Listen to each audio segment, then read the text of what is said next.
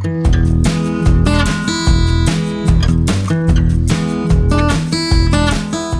కొన్నేళ్లుగా మన దేశంలో ఋతుపవనాల కాలం ప్రారంభమైందంటే చాలు గంటల వ్యవధిలో కుండపోత వర్షాలు కురిసి ఊళ్ళ కూళ్ళు మునిగిపోతున్నాయి. తెలంగాణలో ఇటీవలి కాలంలో రికార్డు స్థాయిలో వర్షపాతం నమోదవుతుంది. 2023లో ములుగు జిల్లా ఏటూరు నాగారంలో ఒక్కరోజే 64 సెంటీమీటర్ల వర్షం కురిసింది. లేటెస్ట్గా కామారెడ్డి జిల్లాలో 55 సెంటీమీటర్లు వర్షపాతం నమోదైంది.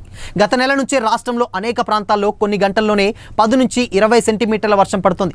గంటలో 10 సెంటీమీటర్ల కంటే ఎక్కువ వర్షపాతం నమోదైతే దాన్ని క్లౌడ్ బరస్ట్గా పరిగణిస్తారు. ఇలాంటి ఘటనలు దేశంలో గణనీయంగా పెరుగుతున్నాయని నిపుణులు చెబుతున్నారు. భూతాపం పెరుగుతున్నటువంటి కారణంగా సముద్రాల ఉపరితల ఉష్ణోగ్రతలు కూడా పెరుగుతున్నాయి.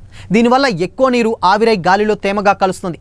వేడెక్కినటువంటి గాలులు ఈ అధిక తేమను ఎక్కువగా నిల్వ ఉంచగలడం వల్ల దట్టమైనటువంటి మేఘాలు ఏర్పడి ఒక్కసారిగా కుండపోత వర్షాలకు కారణమవుతున్నాయి. ఇది కేవలం మన దేశానికే పరిమితం కాకుండా ప్రపంచవ్యాప్తంగా ఎఫెక్ట్ చూపిస్తుంది. సహారా, సౌదీ అరేబియా లాంటి ఎడారి ప్రాంతాల్లో కూడా 10 ఏళ్లలో ఎన్నడూ లేని విధంగా భారీ వర్షాలు వరదలు సంభవించాయి. 100 ఏళ్లుగా ఒకే విధంగా కురుస్తున్నటువంటి నైరుతి ఋతుపవనాల తీరు ఇప్పుడు పూర్తిగా మారిపోయింది. కొన్ని రోజులు కుండపోతగా కురిసినటువంటి తర్వాత వరుసగా 20 నుంచి 25 రోజుల వర్షాలు లేకుండానే పోవడం అండ్ ఆ సమయంలో ఉష్ణోగ్రతలు కూడా అత్యధికంగా ఉండడం కొత్త విధానం. ఇది రైతాంగానికి కూడా పెద్ద ప్రమాద సంకేతం అనే చెప్పాలి. వాతావరణ మార్పుల ప్రభావం దేశవ్యాప్తంగా విస్తరించింది.